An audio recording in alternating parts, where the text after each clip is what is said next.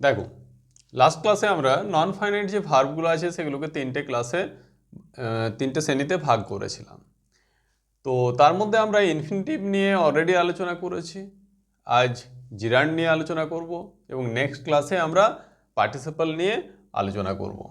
তো দেখো, জিরান্ড জিরান্ড সম্বন্ধে আমি আগেই বলেছিলাম। জিরান্ড কি, ভার্বের সাথে যখন আইএনজি যোগ করা হচ্ছে, কোনো একটা মেন ভার্ব, ঠিক আছে, এর সাথে আইএনজি যোগ করার মাধ্যমে এটাকে যখন সাবজেক্ট, কোনো ভার্বের সাবজেক্ট, অবজেক্ট, প্রিপোজিশনাল অবজেক্ট বা কমপ্লিমেন্ট অফ ভার্ব, কি বললাম, অবজেক্ট, এটা দু রকমের হতে পারে। ভার্বের অবজেক্ট হতে পারে, প্রিপোজিশনাল অবজেক্ট হতে পারে, বা complement of a verb, complement of a verb এটা হতে পারে, বা কোনো প্রিপোজিশনও হতে পারে।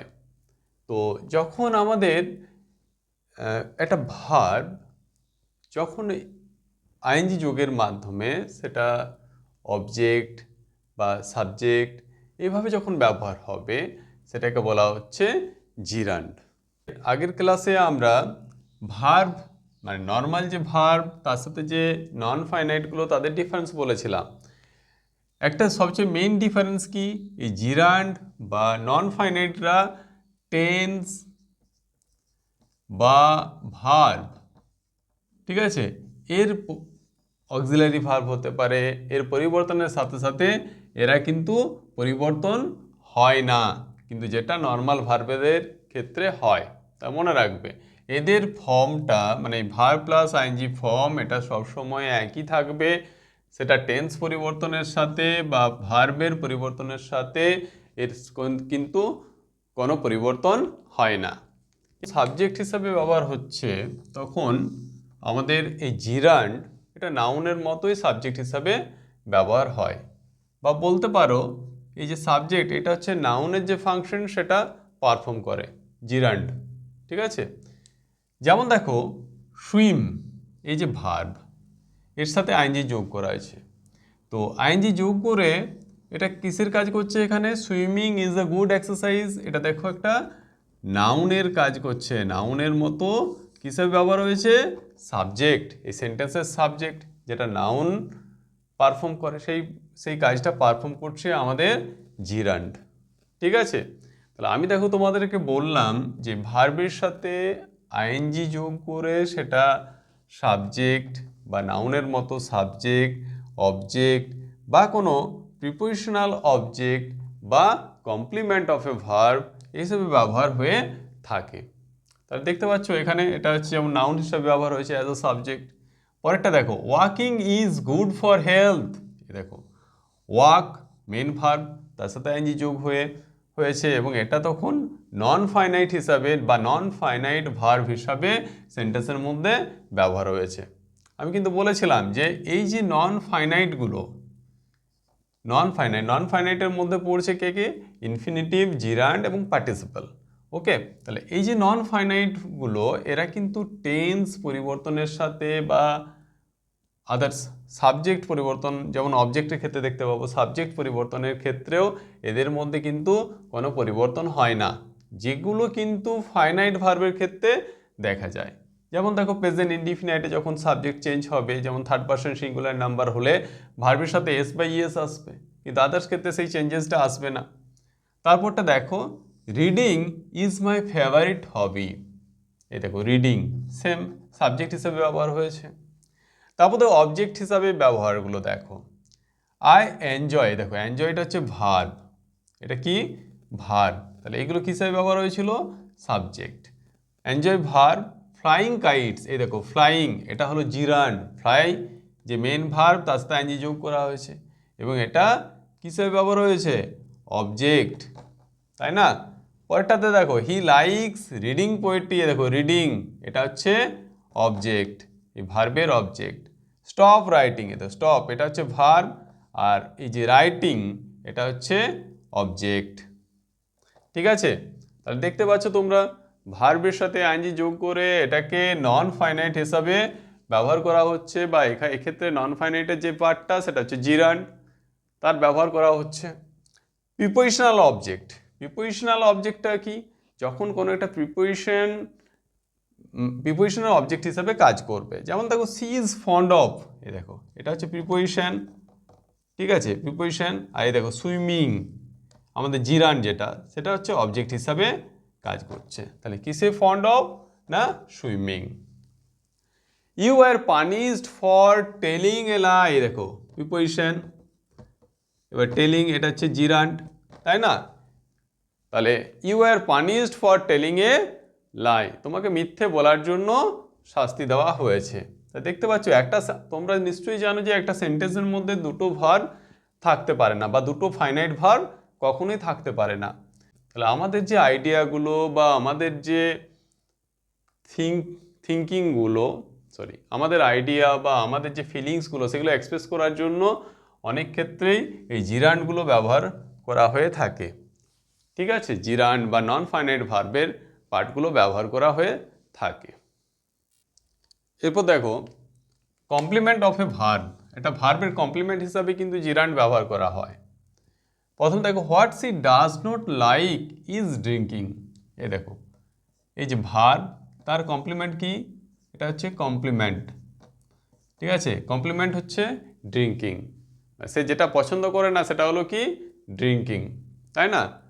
ড্রিঙ্কিং মিনস এখানে ওয়াইন ড্রিঙ্কের কথা বলা হচ্ছে।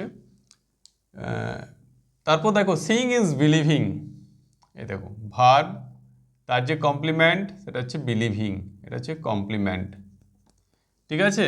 তাহলে ভার্বের কমপ্লিমেন্ট হিসাবে কিন্তু আমাদের জিরান্ড ব্যবহার হয়ে থাকে। এর পরের যে রুলসটা সেটা দেখে নাও একটু। কিছু প্রিপোজিশন আছে, যেমন from, before, after, at, in, on, by, without, for, beside, আরও আছে, আমি কয়েকটাই লিখেছি।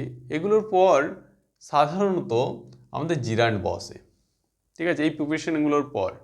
যেমন দেখো he saved her from drowning, এই দেখো ফ্রম, তাই না? বা পরেরটা দেখো they are hopeful of winning the race, এ দেখো এখানে হচ্ছে hopeful of winning the race.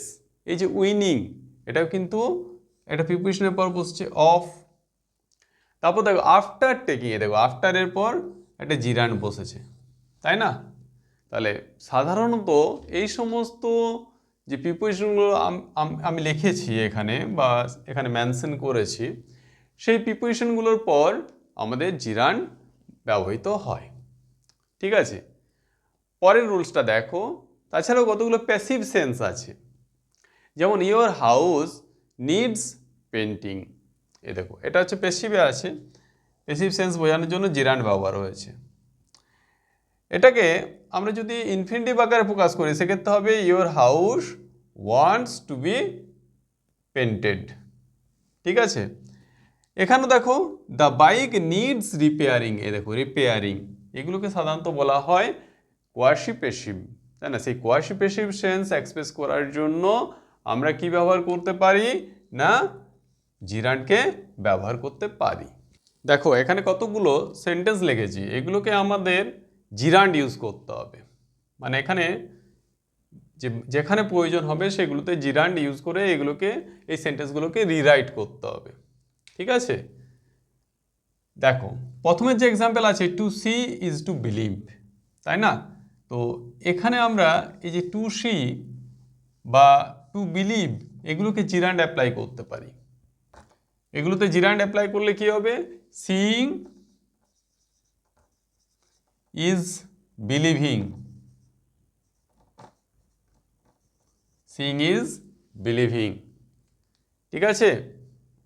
তাহলে প্রথমেরটা হলো সিইং ইজ বিলিভিং। তারপরটা দেখো to remove corruption from the society is এটা অ্যান হতো, ইজ অ্যান আপিল টাস্ক। তো এখানে যে টু রিমুভ আছে এটা হয়ে যাবে রিমুভিং, ঠিক আছে? যখন আইনজি যোগ হয় তখন শেষে যদি ই থাকে সেটা আমাদেরকে অমিশন করতে হয়, এটা কিন্তু আমি আগেই বলেছি। এটা সেন্টেন্সটা কি হবে?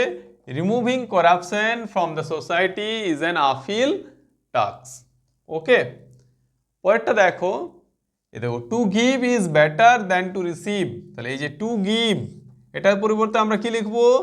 Giving is better. এই যে টু রিসিভ, এটার পরিবর্তে আমরা লিখবো রিসিভিং। ঠিক আছে, তা সেন্টেন্সটা হবে giving is better than receiving. পরেরটা দেখো to smoke is injurious to health. এই যে টু স্মোক, এটার পরিবর্তে আমরা জিরান্ড ইউজ করতে পারি, সেটা হবে স্মোকিং। ঠিক আছে, smoking is injurious to health. পরেরটা দেখো to kill birds is a cruel sport. আশা করি তোমরা পারবে এটা। তো এই যে টু কিল, এটার পরিবর্তে আমরা কি করব? Killing birds is a cruel sport.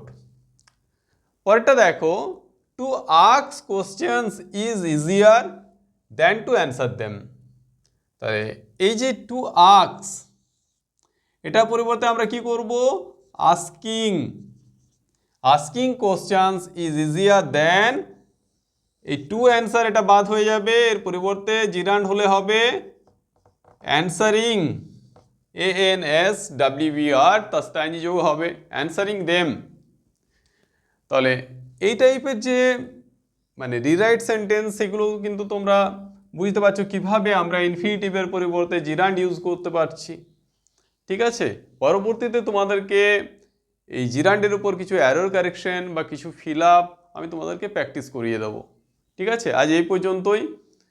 তাহলে ক্লাসটা ভালো লাগলে অবশ্যই লাইক করবে এবং আমাদের চ্যানেলকে সাবস্ক্রাইব করবে এই টাইপের রেগুলার ক্লাস পাওয়ার জন্য।